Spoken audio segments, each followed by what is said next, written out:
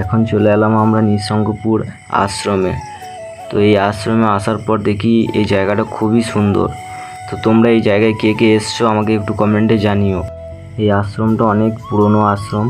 এই আশ্রমে অনেক ঐতিহাসিক জিনিস আছে যেগুলো হয়তো আমি জানি না।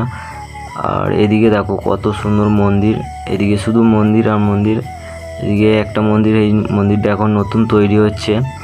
আর এইদিকে যে পুরনো মন্দিরগুলো দেখলে এগুলো অলরেডি অনেক দিনকার, আর এটা এখনই নিউ তৈরি হচ্ছে। এখানকার ভিউটা দেখো কত সুন্দর। তো এখন মন্দির দেখা শেষ হয়ে গেছে, এখন যাচ্ছি একটা বট গাছের কাছে, ঐতিহাসিক বট গাছ। ঐতিহাসিক বলছি কেন, কারণ ওখানে অনেক পুরনো কিছু ইতিহাস লুকিয়ে আছে যেগুলো হয়তো আমি জানি না, কিন্তু তোমরা যদি চাও জানতে তাহলে আমায় কমেন্ট করো, আমি তোমাদের অন্য একটা ভিডিওতে তোমাদেরকে বলবো। তো এখন চলো আমরা যাই ওই বট গাছের কাছে, তারপরে কথা হবে। তো এই বট গাছের কাছে আসার পরে গাটা কেমন ছমছম করে উঠছে।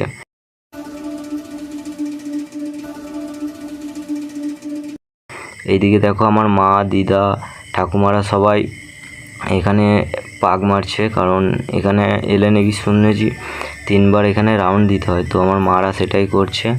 তো তোমরা এই বটগাছ নিয়ে যদি কিছু জানতে চাও তো আমাকে অবশ্যই কমেন্ট করবে, আমি তোমাদের জানানোর চেষ্টা করব।